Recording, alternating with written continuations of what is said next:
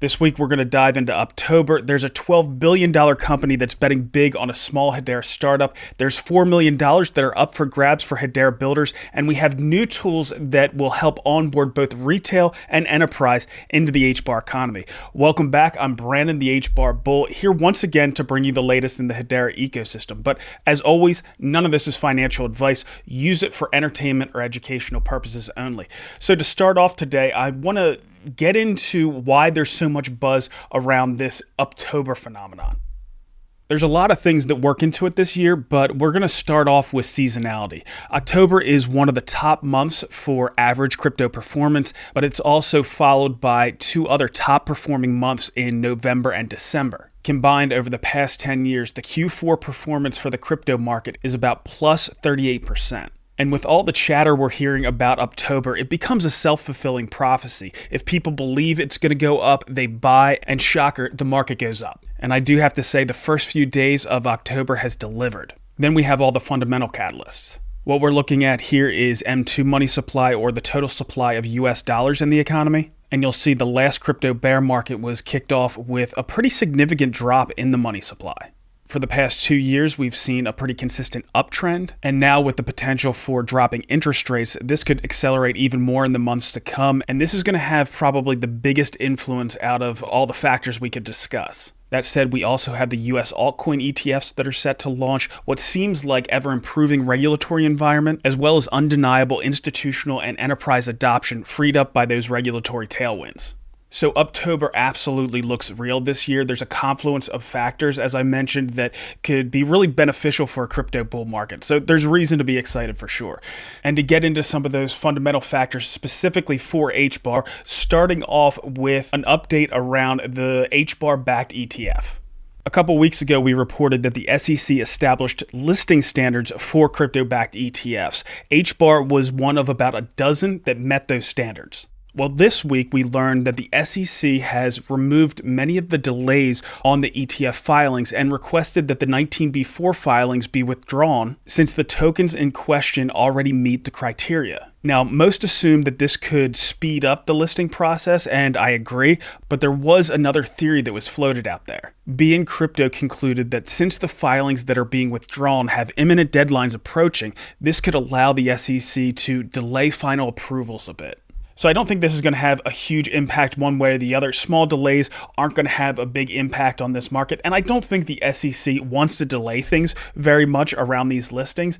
But the one thing that I am getting pretty excited about is now that they have this fast track criteria that allows this very short list of 12 tokens to very easily get their ETF listings, it opens up the door to basketed crypto ETFs around these tokens that have already gotten approval.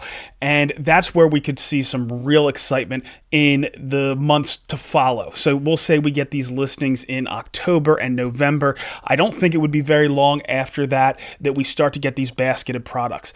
And with the lay people that are, in my opinion, going to be entering the market, they're going to look and say, this is too confusing. I don't know which ones are going to be the winners. And I'm just going to pick this basketed ETF. And because it's so much easier just to basket the ones that already have approval or already have ETFs, those are probably going to be some of the first index products that actually make it to market. So I am excited about not just October, November, December, but even going into next year. And we've heard a lot of commentary out that we could see an extended cycle because of the liquidity that I mentioned before. And we had several other exciting things going on in the Hedera space that I want to get into. First, we reported last week that someone noticed that there was Hedera USDC support on Ledger. Well, we just got the official announcement this week that all Hedera tokens are now supported, which of course is a major development for those wanting to keep their appreciating Hedera tokens secure. Next up, we have Bybit, the 5th largest exchange in the world, running an HBAR promotion with 420,000 HBAR up for grabs. All you have to do is create an account and deposit 420 HBAR to earn 125 HBAR. Then for the next part, you need to trade at least $500 worth of HBAR, and you'll be put in a pool with a chance to win additional rewards maxed out at 16,800 HBAR. The more you trade, the better your chances. Staying with the centralized front, the Bourse Stuttgart Group, also known as Bison, announced listing HBAR on Tuesday. Bison is a European exchange operator and capital markets infrastructure firm. In the crypto space, it runs Börse Stuttgart Digital, which provides regulated trading, custody, and brokerage for cryptocurrencies. It also operates Centurion, a blockchain-based settlement platform for tokenized assets, as well as BX Digital, a Swiss DLT trading facility. Bison has focused on institutions, which should be good for the Hedera ecosystem in the months to come. We also had the promised table talk featuring Mance, Charles, Eric, and Rob that dropped this week. Honestly, for those that watch my show on a regular basis, there wasn't much in the way of major revelations. Still, with those guys talking, it's always worth a watch. Now, the next thing we're going to dive into is our first interview. It is with a team that we've been following a long time that's focused on ticketing in the Hedera space, and that's Mingo. And they have some really cool developments that we need to pass on. Today, I welcome Jason. He is the Chief Operating Officer over at Mingo. Jason, thank you so much for giving us some time today. No, really appreciate being here. It's great to be here today. Yeah, well, I just want to dive right into it, Jason. For anybody that doesn't know, can you just explain what Mingo is? Yeah, so originally, Mingo kind of started off as an infra play. It was wallet technology. But, over the last year, 2 years, Mingo has become more about making Web3 invisible for the everyday person. So at its core, we're solving the mess in ticketing. So fake tickets, scalping, ridiculous resale prices, all of this is still happening today with major players that are under investigation. The beauty with Web3 or DLT technology is it actually fixes all of these problems, transparency, programmable ownership. So Mingo tickets is definitely the focus right now. It makes tickets fraud proof. We've got caps for resales, and it gives organizers way more control. But tickets are just the entry point. So once people are in, Mingo kind of becomes a hub for access. So, real world events, digital experiences, gaming, even tokenized content. So the whole idea is that you don't feel like you're, using Web3. You just feel like you have a better product. Well covered. Now, I know you've been working really hard behind the scenes on, the product and development. Can you share anything on that front? Yeah, do you know what? The app has come a long way in the last couple of months, particularly. So, we added in swap functionality. Actually, we're using Saucerswap's API. That's all live. It's running smoothly. We finished Wallet Connect integration. So that's completely working now. So again, all of the Hedera-based apps, Kabila, Zoniqx, a Saucerswap. If you want to connect, you can now use our Mingo wallet to connect. But like I was saying, previously, we're not looking to be just a wallet provider. Like our wallet is more to kind of facilitate easier onboarding for new users. We're also rolling out our next phase, I suppose, for the consumer-facing ticket site. So that should hopefully come out in the next couple of weeks. That's just to give new users, I suppose, a more traditional ticket buying experience. A lot of our customers that we're looking to onboard, particularly through the ticketing side of things, they're not necessarily Web3 natives. They're not necessarily used to, engaging with wallets and this kind of stuff. They're more familiar with a traditional kind of Web2 based platform. So that's what we're bringing out now. And then the other side is the organizer side. So again, we've had the foundation for our ticketing functionality live for a little bit. And we've done some test events. We've talked to different event organizers, and we've been listening. So we've taken a lot of the feedback from the different people that we've been talking to, and we're now bringing this whole kind of organizer dashboard out probably in 4 to 6 weeks. So this will really put us on par with some products, maybe something like Luma, where, you've got a lot more kind of ticketing functionality for the organizer and a lot more analytics on the back end for them to kind of see how well, their campaigns are going. So pieces are really falling into place for the ticketing functionality for sure.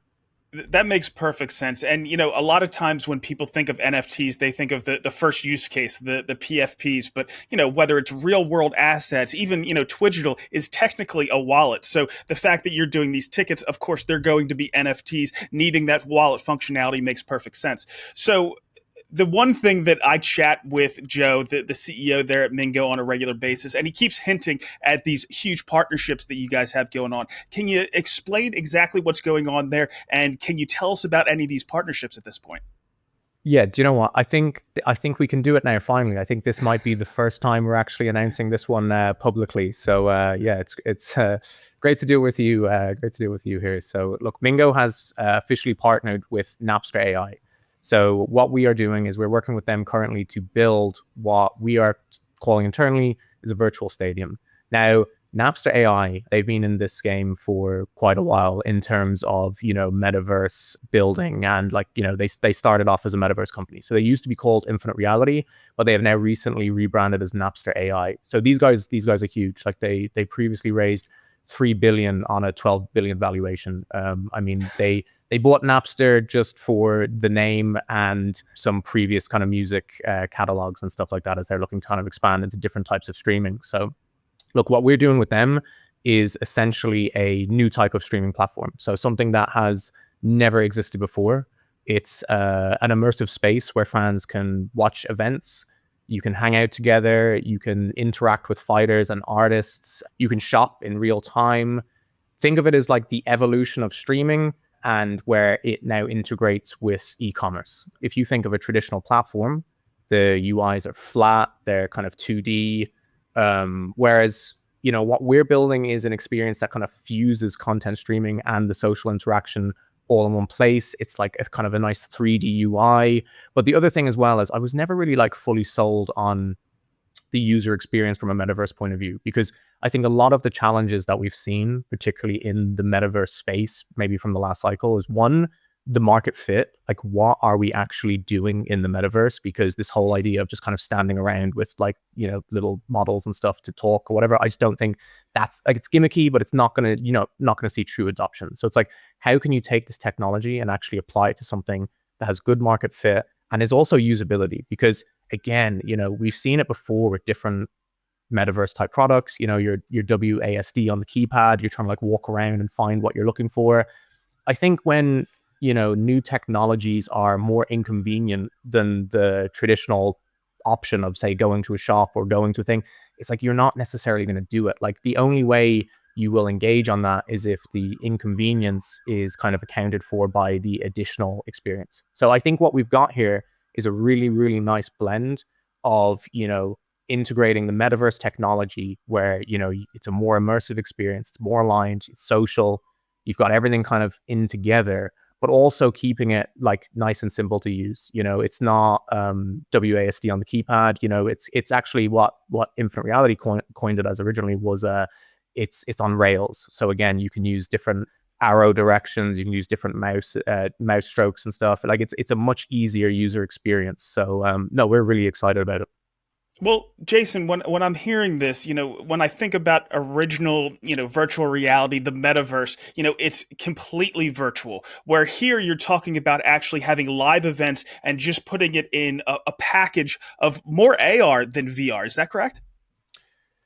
Yeah, it's not, well, I suppose it's not necessarily AR, but it is in browser. So again, with a lot of the stuff that we're doing, it's all about connectivity and being cross-device. You don't necessarily have to have the VR headsets. Obviously, if you have a VR headset, I'm sure it's going to be a more immersive experience, but you can run this on a traditional 2D screen. You can run this on your TV. Again, it's kind of just trying to take this, if you were to be like, what's the next, where does Netflix go from here? How do you integrate e-commerce? How do you integrate social elements? Like, again, a lot of the streaming platforms you've seen are doing the, watch this together. So, you and your friend can press the button to watch this together. So you can see that there's an appetite for streaming content in this kind of more social and more inclusive way. And I think that's what this more is about. It's like, how do you make that more immersive? How do you make it feel more connected? And also, how do we enhance this, again, traditional UI? If you think about traditional streaming, it's essentially just an evolution of like the video store. You've got little boxes up there and you just click on it and you're brought in. And I think you're missing a whole other experience. So again, when you're trying to take these live events online, it's how do you like make it more of a thing? Like, how do you make it more exciting at the start? Again, even when you see some of the fights that are streamed on Netflix, it's interesting because, Jake Paul and, some of the other fights that have been on it, when you're just clicking onto a video and it opens, you know what I mean? Whereas when you actually think about going to a fight, it's a completely different experience. So it's like, how do you translate that? And again, you've seen with like, different streaming platforms, they'll do the pre-documentaries, they'll try and enhance with additional content at the start leading up to it, to try and, create more buzz and more momentum and to make it more exciting when you come.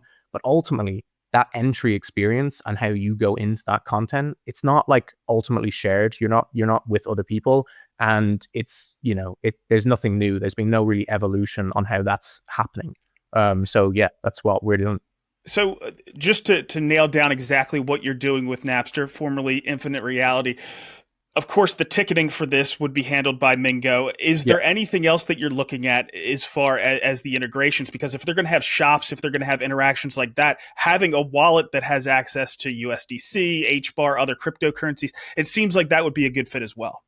And that is a great point. That's exactly what it will be. So Mingo will be the native wallet, obviously, for the stadium that we're building with them. And obviously then the ticketing site rolls in nicely. But the other thing as well is like, look, Napster are huge. They work with a lot of companies. They're doing a lot of different other experiences with other people. So they're also really, really excited to see how our wallet technology fits into their ecosystem.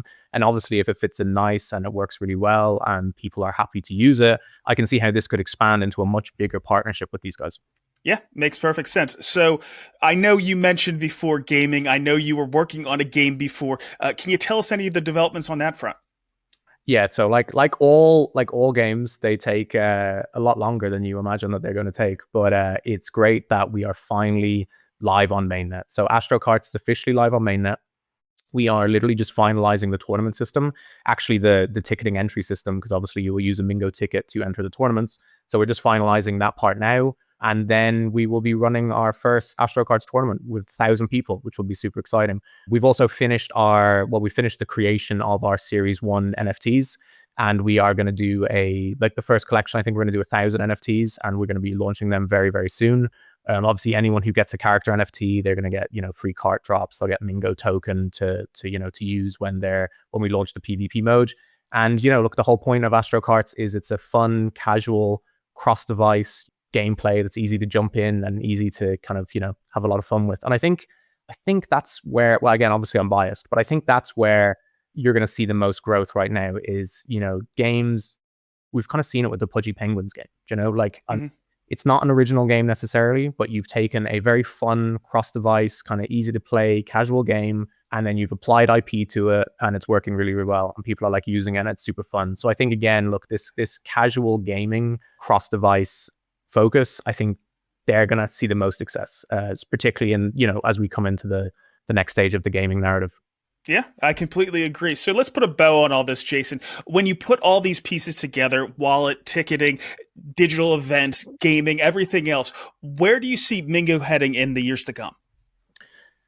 So look, I mean, our focus is always at the forefront is ticketing, because that's the wedge. It's the easiest way for us to onboard everyday people at scale. Event organizers bring their audiences in, and then once they're in the app, they've now suddenly got access to more than just tickets. They can swap tokens, they can collect their NFTs, they can play with games.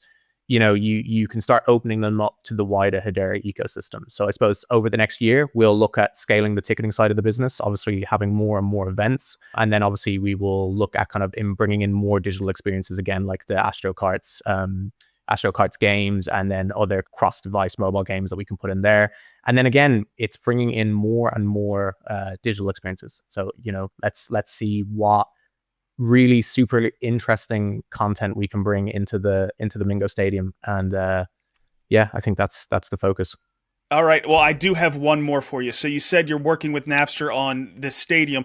When is the first event going to be where you're actually ticketing the event? So do you know what the development time on it? I think the next 6 weeks we should have the first iteration of it. That will include the some wallet integration, and will include certain features. I think the full actual stadium, by the time it's all the whistles and bells, like we're probably looking at like early Q1. Okay. But we will have something good by the end of the year that will really give you a feel for what it's going to be, and hopefully include some of the e-commerce elements as well, because that's if you can include streaming and e-commerce in a way that kind of feels seamless, I think that's going to be a big win. Really exciting. Jason, thank you so much for coming on today and telling us about it, and best of luck. Really appreciate it. Thanks so much. So I'll be following really closely, and as soon as we find out what some of those events are going to be in that stadium, I'll make sure to let you know. In the meantime, you can go ahead and get the Mingo app, get familiar with the app, so once those tickets do become available, you can participate without delay. I will say I'm curious as to what some of those first events are going to be. So the next thing we're going to dive into is around RWA. We had Zoniqx launching the world's first tokenized upstream oil and gas fund on Hedera in partnership with One World Petroleum. Instead of traditional shares, investors get security tokens on Graph, which handle compliance, eligibility, and lifecycle management automatically. Built on Hedera's fast, eco-friendly ledger, the fund lowers barriers to entry, allowing participation from as little as $10,000 and brings greater transparency, efficiency to an industry that usually is pretty closed off. Zoniqx provides tokenization infrastructure connecting real-world assets like energy to Hedera in a secure, regulator-friendly way. And here's a quick quote from the co-founder of Zoniqx. With One World Petroleum utilizing Zoniqx protocol and Hedera's infrastructure, investors can now participate in energy markets with the confidence of regulatory alignment and the efficiency of digital assets. The CEO of One World Petroleum added, "Energy investing has been limited to a select few for far too long. By issuing blockchain-based security tokens on Hedera through Zoniqx, we're opening access to the petroleum sector with institutional-grade safeguards and transparency. This is the future of energy finance." And I'd say it's the future of finance in general. But to get on to the next topic, Hedera had a couple events that I wanted to highlight. Both Rob Allen, the head of the Hedera Enterprise Acceleration Team, and Greg Bell, the Chief Business Officer at the Hedera Foundation, were alongside Swift at Sibos in Germany on a couple talks. The Hedera booth seemed to be hopping at the event as well, and I'll see if I can work on getting a recap from Rob organized for next week's Shark Bites. Then we also had Hedera strengthening ties with Kraken with a joint hosted after party at Token 2049. Now, we all know how critical the shift in the regulatory landscape has been for the crypto space, but we have a lot of education still to do, even if we do have a much more friendly regime in place. To show that we have a great team pushing Hedera's interests, Nilmany and the rest of the public policy team were awarded the Pinnacle Award for helping shape global digital asset regulation, impacting U.S. bills, and even being cited by the White House this past year. So congratulations to Nilmany and the rest of our team for getting this award. The next thing we're going to dive into is the Hashgraph Group is putting out some products that's making it easier to onboard enterprises.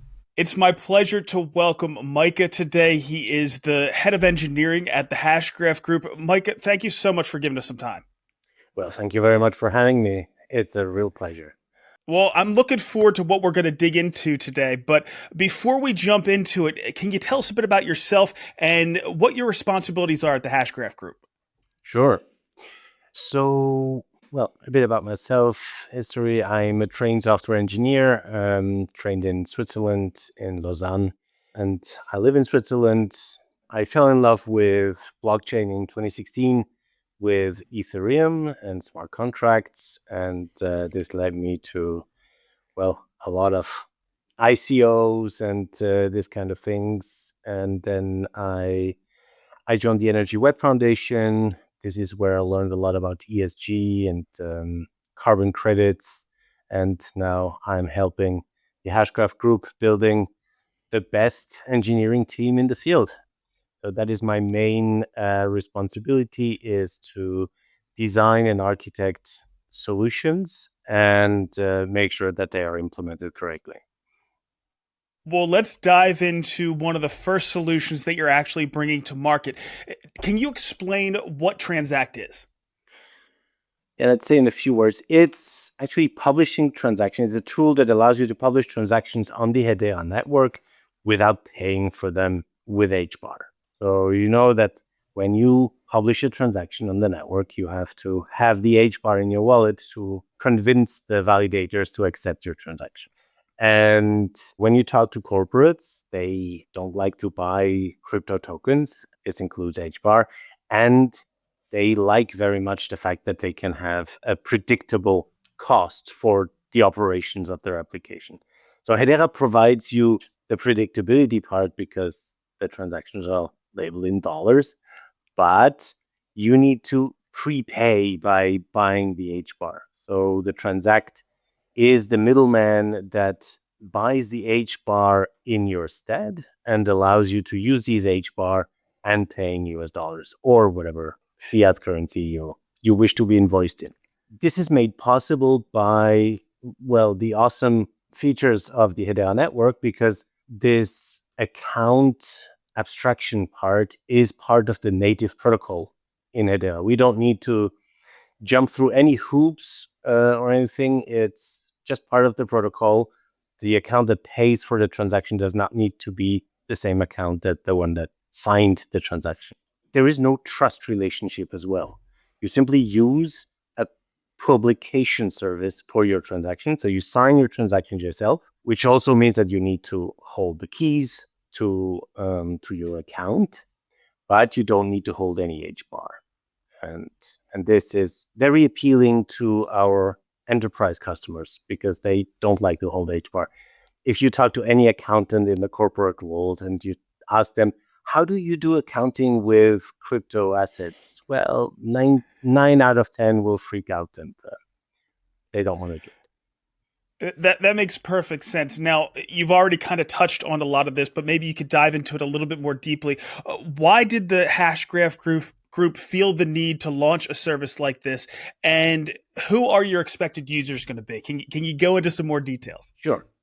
So maybe a bit about the history of how this came about. The main reason we actually built this was for internal use. So we noticed that managing HBAR for transaction is also a pain point. So if you have, let's say, 5 or 6 applications that use the Hedera network, it's much easier to have one wallet that holds all the HBAR and that pays for all the transactions than to make sure that all the wallets of each application have enough funding to publish their transaction. So we first and foremost built this tool for ourselves. It makes it easier and more efficient, and I think also importantly, more secure to manage your tokens. And then, so we had this tool, it was working internally, there was no interface, no billing, no nothing. And then we had a project with a corporate, well, it's public knowledge, so I can say their name. It was Heidelberg, the cement manufacturer, and they weren't very keen on holding HBAR. So we said, okay, so why don't we let them use this as well? And so we had to turn it into a product in order to be able to invoice this usage. But this is actually how it came about. It was built out of necessity and then productized because there was an ask. Now, as for the future customers of it, I think it's mainly the same type of customers. So you have a big corporate who has some requirements to use, for example, digital identity. It doesn't need to be a token application. There are so many applications that can use DLT and Hedera without tokens that it does make sense to have something. So if you have an application that does not handle value in any shape or form, like identity or traceability are the two main contenders here, then why would you buy any tokens at all? You don't touch tokens in any part of your application anyway. So it makes it much easier and simpler to just buy this transaction publication service. The next thing I want to touch on is for enterprises and potential customers out there. What would their first steps be to use something like TransAct? And is there anything else we need to know about the platform? So our main, I would say, business development in connection with TransAct is for projects that we build for enterprises, we offer this as a service. And this is our main, I would say, sales channel. It's not so much you have an application, you need an easier way. I think this will come in the future, but there are some additional steps that we need to take to make it maybe easier to implement and capable of scale. So right now we're at the beginning, we have a working version of it, but if we have 100 customers tomorrow, we would struggle. So we need to do some work to kind of make it scale. And then it's a software as a service offering. So it's something that could very well be engineered into a self-service platform where you just put in your credit card details and off you go. So this is definitely one of the things that we will build in the future. But first, we need to take the baby steps and offer it as part of ongoing projects. If tomorrow somebody came and said, "Ooh, I saw your nice talk on the podcast, and I would like to try this out. There's definitely a possibility. And we would even be able to give out a grant for this. Transactions as part of a grant is definitely one thing that we want to do in the future as well.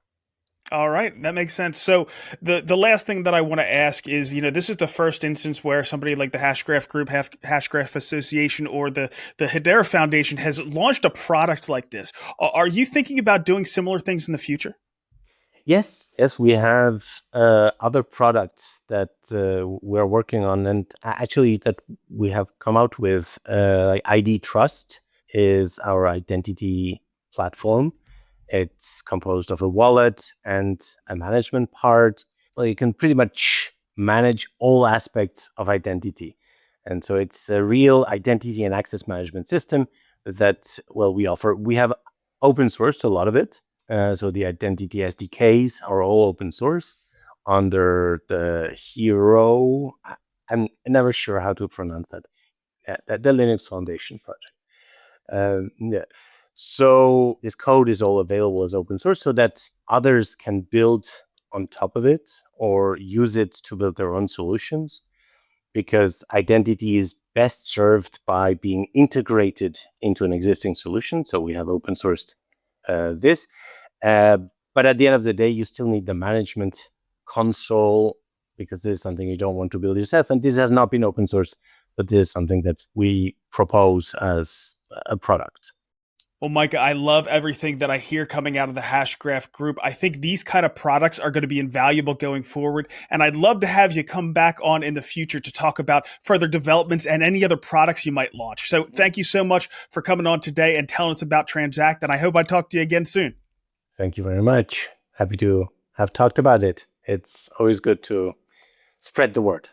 Now, I will say that I'm impressed with how the Hashgraph Group is going about this. They're seeing a need. They're making sure to execute and bring products to market that meet those needs. I'm curious as to how many enterprises are actually going to utilize these things. It seems like they would be useful considering everything that Micah just had to say. And I'm also curious as to what other products they might be launching here in the future.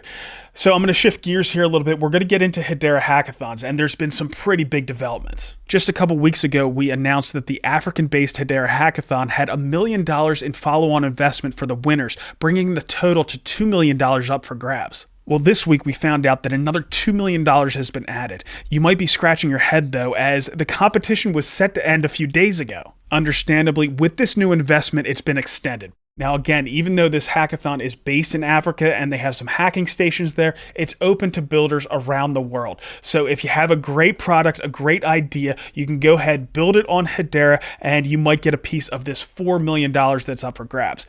And as if that wasn't enough, in November, we have another hackathon coming up. Now, I will say I often get comments in spaces to the effect that I'm a builder, I've put in an application with the Hedera Foundation, with the Hashgraph Association, and I haven't heard back, or I heard back and it's been a few months since I've gotten anything. Now, of course, they have thousands of people that are engaging with them on a regular basis, and it is tough for them to get back to you. I think it's actually a better strategy to participate in these hackathons. There's a lot of money up for grabs, which is different from what we've seen in the past. The hackathons in the past have generally been smaller, but there is enough capital here for businesses really to get started. So if you have a really good idea that you believe in, I think one of the things that you absolutely have to do is participate in these hackathons. And I have one final interview for you today. The other interview that I had was around onboarding enterprises. This interview is around onboarding retail, and it comes from one of my longtime friends in this space, Jesse Whiteside. He's the Director of Business Development at Hashport. Jesse, I want to jump right into this. You have a new onboarding mechanism for the Hedera ecosystem. Tell us about it. Yeah, absolutely. So Hashport has built the HBAR Faucet. And so what that will enable platforms or users to do that are new to the ecosystem is to get a small amount of HBAR to start their journey in the Hedera network. One of the biggest problems starting on any network in Web3 is the cold start problem. How do you get the token that you're trying to use on the network you want to go to? And so a lot of times users are coming from other networks to and find out about Hedera, and they obviously want to come check out the network. without any HBAR, unfortunately, they're stuck between going to a centralized exchange to pick up some HBAR and then get to the network, or go, some other nefarious routes and go to a Discord channel or Telegram and try and find someone who's willing to be a benefactor and provide them with a bit of HBAR to get started. So the Faucet helps with the cold start problem. It allows people to quickly get into the ecosystem who are active external participants to other networks. And so users will come with an existing EVM wallet, and provided they have enough activity on that wallet and they've been an active participant in other networks, they're able to get that small drip of HBAR to get them started on the network.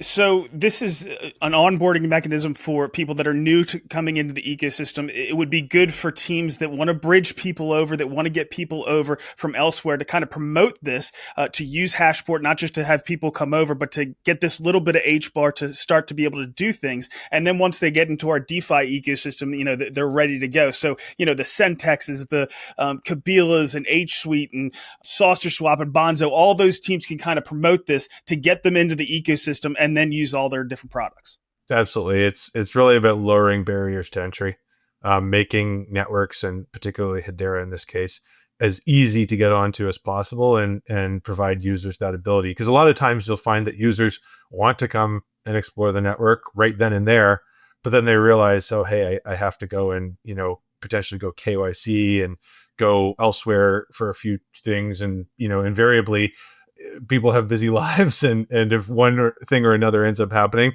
they might not get there as quickly as possible. We really want them to be able to get on the network right then and there. Jesse, whenever I hear these kind of things, they will try to find ways to kind of game the system to get free HBAR. How do we make sure, and you've already kind of touched on this, you mentioned a couple things, but how do we make sure that they're not taking advantage of this, that we're getting the right people in and everything else? Absolutely. Obviously, one of the prerequisites to getting a Faucet drip is to have an active, quite active existing EVM account from an external network. There's 8 networks currently that are supported, EVM networks, that the activity from those networks are judged on that address. And then from there, once a EVM address has received a Faucet drip, it can no longer receive another one. The platform obviously will grow over time and have other functionalities that might not necessarily be the case for particular, partnerships with dApps or services that it might make more sense to actually do more than one drip. That's obviously in the future, but for the purposes of just getting people in for the first time, it's a singular drip. And then once they've got that, they have more than enough HBAR to be able to do a token association, a swap of whatever asset they might be bringing into the ecosystem for more HBAR. And then they're off to the races, essentially. One of the things, we just had a really good onboarding tool come into the ecosystem, HBAR.guide from the DeFi Alliance. I know that Hashport is already listed there under the bridges, but we should definitely put that information that you now have this Faucet to onboard as well. Put that in there. So, Jesse, you've been an OG in the space. You've been here as long as I have, going back to 2018. What are your general thoughts around how the Hedera ecosystem's doing?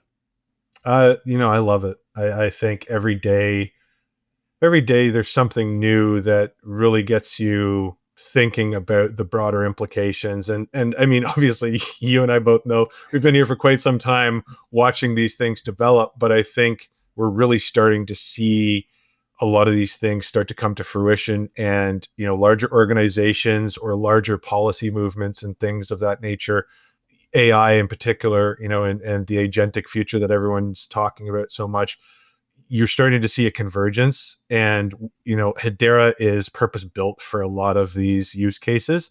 And it's just very exciting.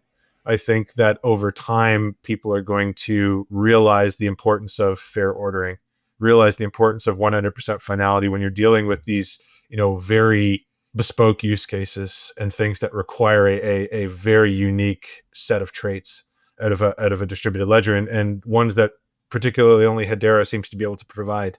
And so it's exciting. It's exciting to see. Obviously, you and I both would love to see things moving a lot faster, but it's always very exciting to see what's happening, on the policy front, on the development front, The development team for Hedera is incredible in terms of coming out with new functionalities that are going to be useful for Web3 in the world of tomorrow. So always a great time in the Hedera ecosystem. Well, Jesse, in the early days, it was always, whenever I was doing these interviews, it was always, members of the team, community members, things like that. And that progressed to then teams that were natively building in the ecosystem. Of course, I interviewed you back when we had Hashport first come online. And now it's getting to the point where we have, Deloitte and PwC and all of these other big enterprises that are building on the network as well. So things are progressing fairly well. Of course, we always wanted to go faster, but I think the next 7 years is going to look really good in the Hedera ecosystem. Just like the last 7 years, we've seen a lot of progress. But Jesse, thank you so much for everything you do in the Hedera ecosystem. And thanks for coming on today and telling us about this faucet. Absolutely, Brendan. Thanks for having us. Much appreciated. And with that, let's go ahead and jump into the HBAR market. It's been a good week for crypto in general, but especially Bitcoin, which is up 2% on the day and 11% on the week to over $122,000, very close to breaking its all-time high. My expectation and hope is that Bitcoin breaks its high and breathes in that new capital, and it'll find a new level to consolidate. Then it will exhale that capital into the alts, and with the US altcoins launching their ETFs, that could create a really exciting new dynamic. HBAR has underperformed not just Bitcoin, but the crypto move in general. It's actually down a bit over the past 24 hours, but at 22.5 cents is up over 4% on the week. Zooming out, it still looks like we're in that bull flag that we've been talking about for a while. Looking forward to next week, I'm going to try to get one of the newest members of the Hedera Foundation on to talk about some strategy. I'm also going to try to get Drop on, who sounds like they have a really interesting development to talk about. And then I want to get Rob on to do a full recap of everything that happened at Sybos. That's pretty much all we have for now. We'll see you next week.